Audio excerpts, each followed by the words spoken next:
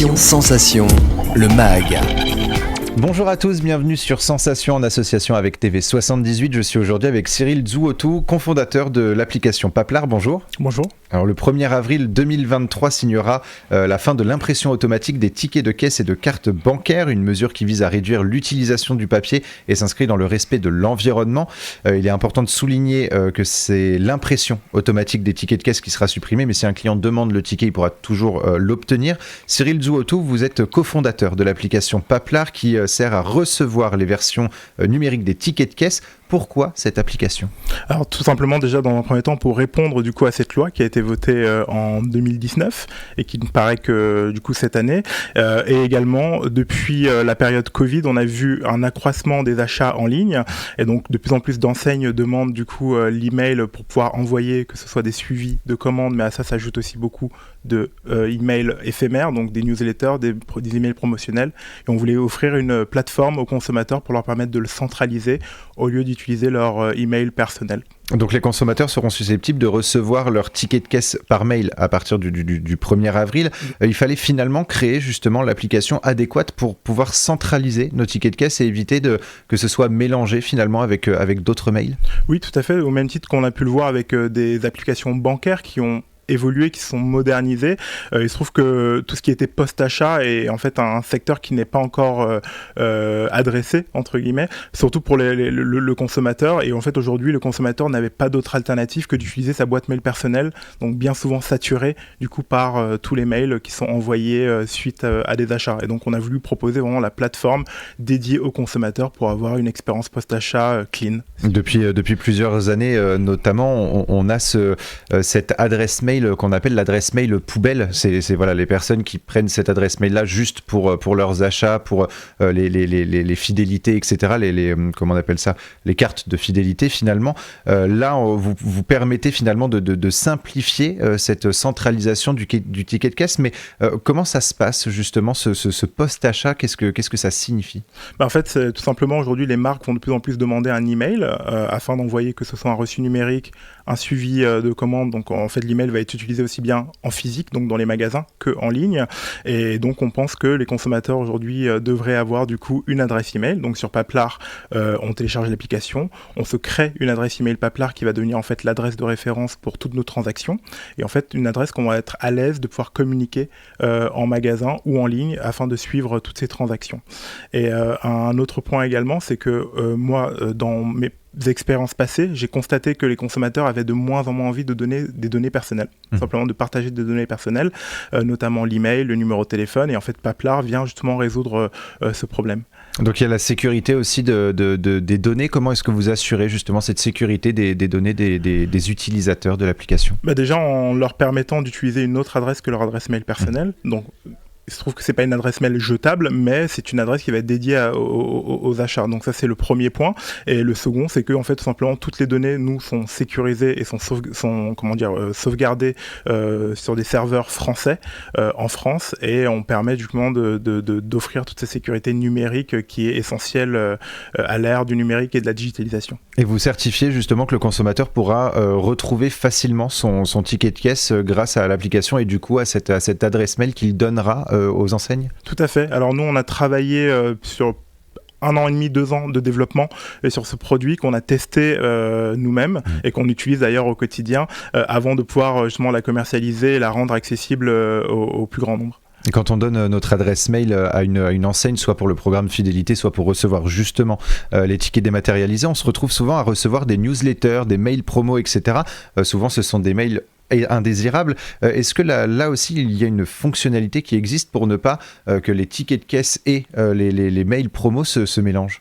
Tout à fait, c'était même un point essentiel de notre développement. En fait, nous on voulait faire une adresse qui soit utile et agréable pour le consommateur et également responsable parce que c'était vraiment suite à la disparition prochaine du ticket de caisse qu'on a développé ce produit et en fait on s'est rendu compte que 80% des mails qui étaient reçus par un consommateur étaient des emails dits éphémères, donc des newsletters, des promotions, même parfois des codes. Lorsqu'on reçoit un code de confirmation, en fait il a une durée de vie de 5 secondes. Voilà, donc nous on vient en fait réparer ça en s'inspirant en fait des réseaux sociaux. Donc tout ce qui va être contenu éphémère apparaîtra sur l'application mais en story. Donc on arrive avec un design un peu plus moderne et donc tous ces emails sont supprimés automatiquement tous les 48 heures.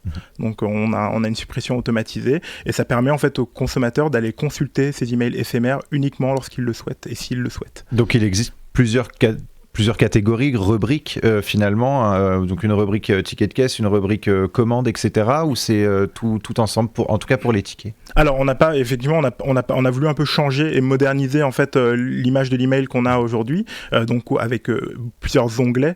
Alors nous sur l'application il n'y a pas d'onglet, il y a une seule page en fait qui va être en fait l'équivalent d'une boîte de réception, mais qui va être rangée. Alors en haut on va avoir du coup les stories, donc ce sont juste des icônes avec le logo de la marque, donc on peut aller consulter. Ensuite on va avoir donc les emails, donc ce qu'on va appeler email c'est tout ce qui va être important, donc vraiment un email qui est envoyé et qui nécessite une action du consommateur. Ensuite on va avoir une rubrique notification, donc notification c'est tous les emails qui viennent juste pour nous notifier, par exemple votre paiement a été accepté, votre compte a bien été créé, et en dessous on va avoir la dernière rubrique qui est la rubrique pour les commandes, et en fait on permet du coup aux consommateurs de pouvoir suivre leurs commandes centralisées en un seul bloc. Donc je donne un exemple, aujourd'hui sur un email traditionnel on reçoit à peu près entre 5 et 7 emails du moment où on a passé la commande au moment où on reçoit notre colis. Nous en fait on a mis une technologie en place pour pouvoir les agréger et les centraliser sur un seul bloc afin de pouvoir le suivre de manière plus simple et de plus être perdu sur sa boîte. Donc ça se fait presque automatiquement finalement, c'est pas à nous de faire la démarche de la ranger ou le ranger dans une rubrique spécifique. Tout à fait.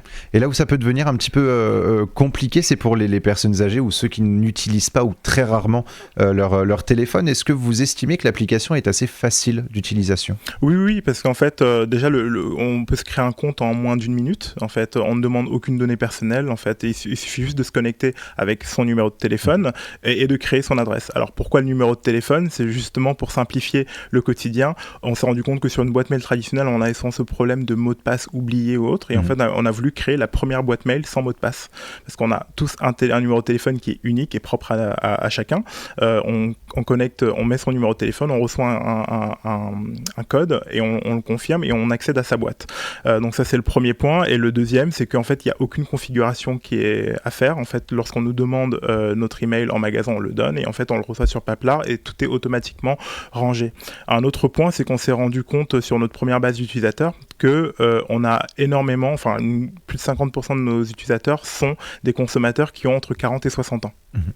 Donc des personnes qui consomment régulièrement et du coup ça montre à quel point l'application est adaptée à tout type de cible. Et l'application s'inscrit dans une alternative responsable. Au-delà de répondre aux nouveaux enjeux environnementaux, elle réduit également l'impact carbone. Pour vous, la suppression de l'impression automatique du ticket de caisse, c'était inévitable? Oui, effectivement, dans une société en constante évolution, avec l'arrivée de la numérisation, on le voit notamment dans les banques. Aujourd'hui, on paye avec son téléphone en quelques clics, et donc ça paraissait inévitable justement de dépoussiérer un peu ce point du marché et en fait d'aller d'une version papier à une version numérique, oui. Parce que ce qu'il faut souligner, c'est que donc il y a à la fois les achats en ligne, ça vous l'avez expliqué, mais également les achats dans les enseignes directement. Ouais. On va dans une enseigne, ils nous demandent notre adresse mail pour envoyer le ticket dématérialisé. On donne cette adresse mail là et ça ira directement dans la rubrique spécifique du ticket de caisse. Voilà. Et en fait, nous, il y avait vraiment l'idée principale était vraiment aussi de pouvoir permettre aux consommateurs de pouvoir centraliser leur consommation en ligne et leurs transactions en physique, ce qui était impossible aujourd'hui parce qu'en fait d'un côté on avait des suivis de commandes ou des reçus dans notre email et des tickets de caisse dans nos poches. Et votre ambition, c'est d'abord de proposer l'application en France. Est-ce que vous souhaitez à terme développer l'application en Europe ou à l'international? Oui, tout à fait. Et pour ne rien vous cacher, nous commençons déjà à avoir des utilisateurs en Europe. Donc on en a dans les pays francophones, donc Luxembourg, Suisse, Belgique. Et on commence de plus en plus à se déployer parce qu'en fait c'est un sujet qui est mondial et le monde entier est en train de faire disparaître progressivement ce ticket de caisse papier. Donc on se positionne comme une alternative. Et avec peut-être des évolutions à l'avenir? Tout à fait. L'idée, c'est de pouvoir avoir aussi une partie B2B, donc plus à destination des enseignes, et leur permettre en fait de pouvoir se connecter à leurs consommateurs via notre application, et sans avoir du coup besoin d'acquérir des données personnelles. Donc de pouvoir échanger, apporter un service post-achat, répondre à une question, à une problématique directement via notre application. Et l'application est téléchargeable sur iOS et Android. Merci beaucoup Cyril Zouotou d'avoir été avec nous sur Sensation. Pour plus d'informations, on peut se rendre sur le site paplar.com. Et pour revoir ou réécouter cette émission, rendez-vous sur notre site et notre application Radio Sensation.